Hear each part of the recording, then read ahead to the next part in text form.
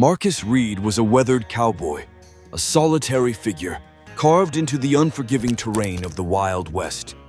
His modest farm perched in a forgotten valley, where the sun scorched the cracked earth with unrelenting fury, and the nights echoed with the mournful howls of wolves prowling the distant plains. Marcus's days were a relentless cycle of tending barren fields, his only companions the creaky old horse Rusty, whose once glossy coat had faded to a dull gray, and a dwindling stash of stale bread that barely sustained him. Years ago, a savage bandit raid had torn his family from his grasp. His gentle wife Eliza, who sang lullabies to their daughter, and little Clara, whose laughter once filled the cabin, leaving him with scars that ran deeper than the knife wounds on his arms. Since that tragic day, he had vowed to trust no one, erecting emotional walls as sturdy as the weathered logs of his home. Yet, beneath his rugged exterior, a quiet compassion flickered, a remnant of the man he once was, a trait that would soon ignite a chain of events beyond his wildest imagination. But this time, a single act of kindness would unravel a destiny he could never have foreseen. The farm stood silent under a blazing afternoon sun, the air thick with the scent of dry sagebrush, when a frail shadow wavered at its weathered door. A young native child, his frame gaunt and his clothes reduced to tattered rags, stood trembling, his ribs protruding like the branches of a winter-stripped tree. His eyes, deep pools of desperation and fear, pleaded for help in a language Marcus couldn't understand. The cowboy cracked the door open, his initial instinct to send the stranger away clashing with a pang of empathy that stirred memories of Clara's hungry cries during lean winters. "This is my last bread," he rasped, his voice rough from years of solitude, the words catching in his throat. He hesitated, glancing at the boy's hollow cheeks, and something shifted within him, a flicker of the father he'd lost. With a reluctant sigh, he fished the final loaf from his sack, its crust crumbling in his calloused hands, and extended it. "Take it, son. It's yours by right," he said, his tone softening. The boy accepted it with a lingering, intense stare that seemed to pierce Marcus's soul, then slipped into the gathering dusk, his small figure swallowed by the shadows. Marcus figured this fleeting encounter would dissolve into the recesses of his memory, but he couldn't have been more wrong.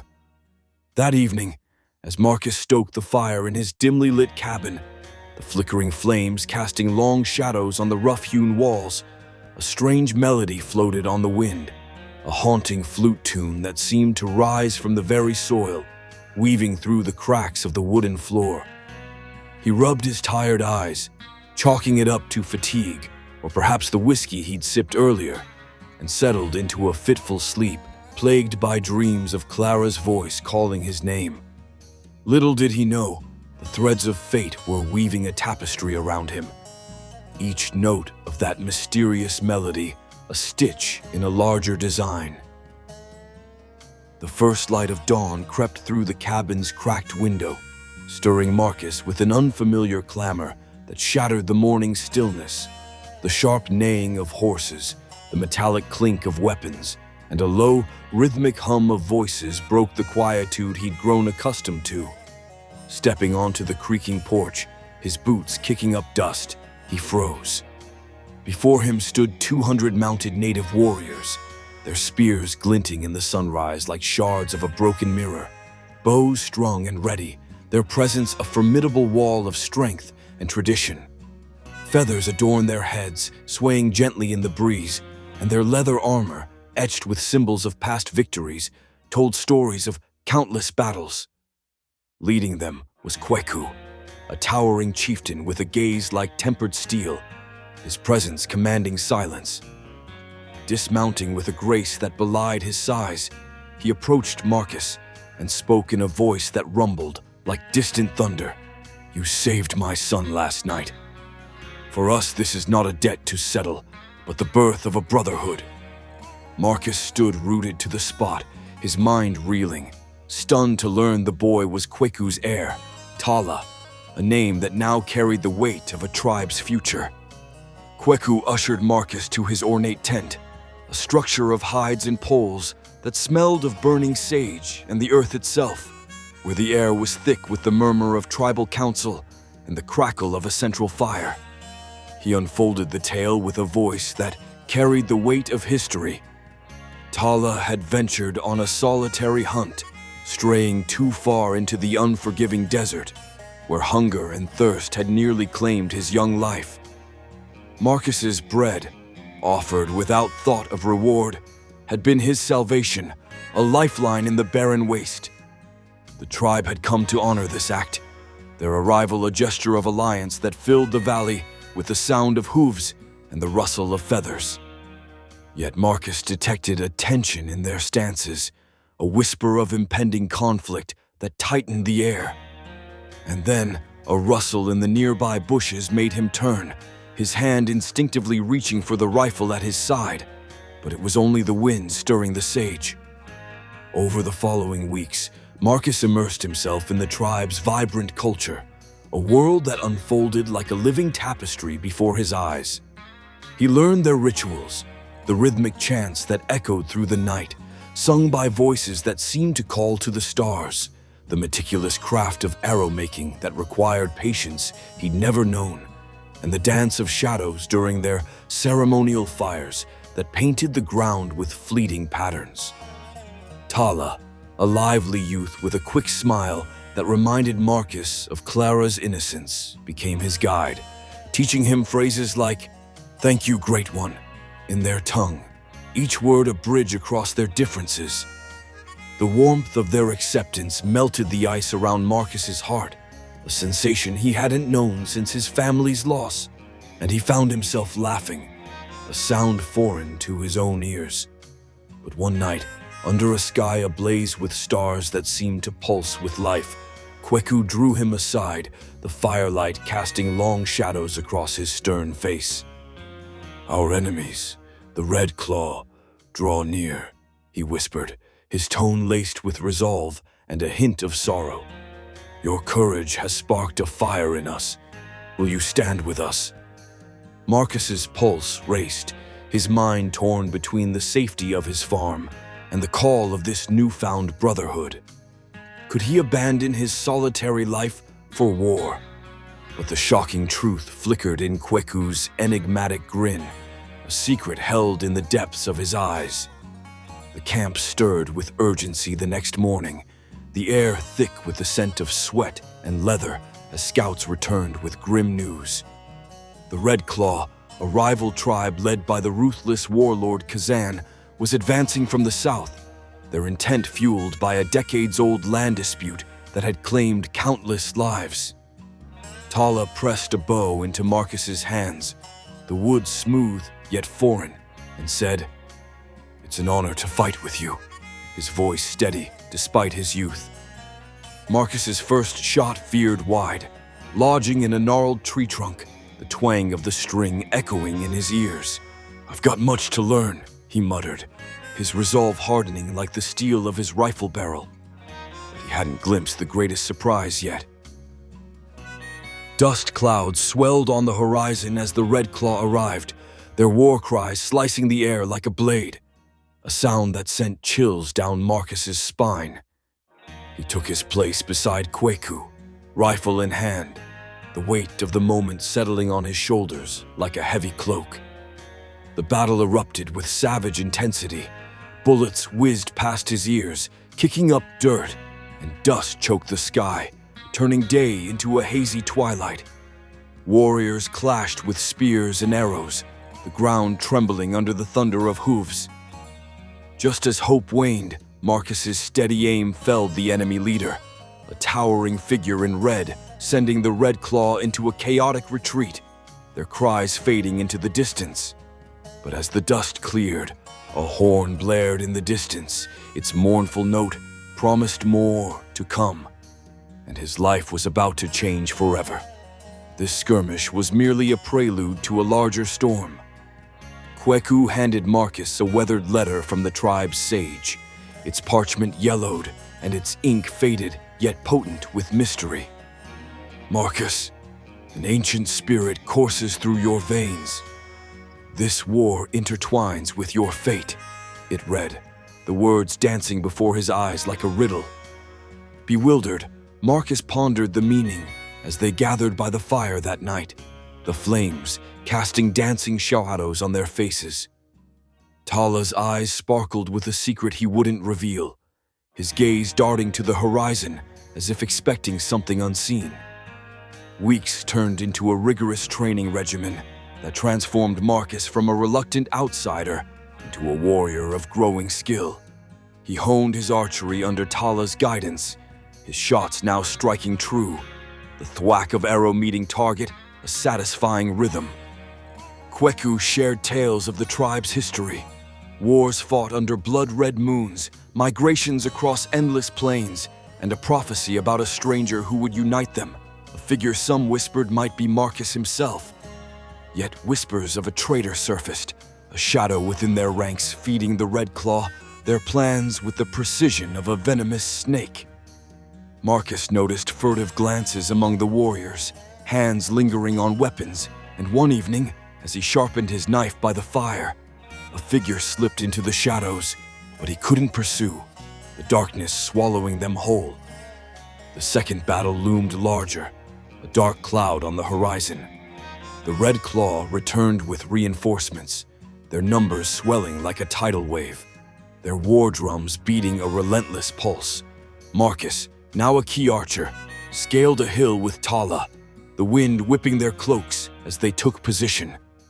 Arrows rained like a deadly storm, piercing the air with deadly intent, and the ground trembled under charging hooves, the earth itself seeming to groan.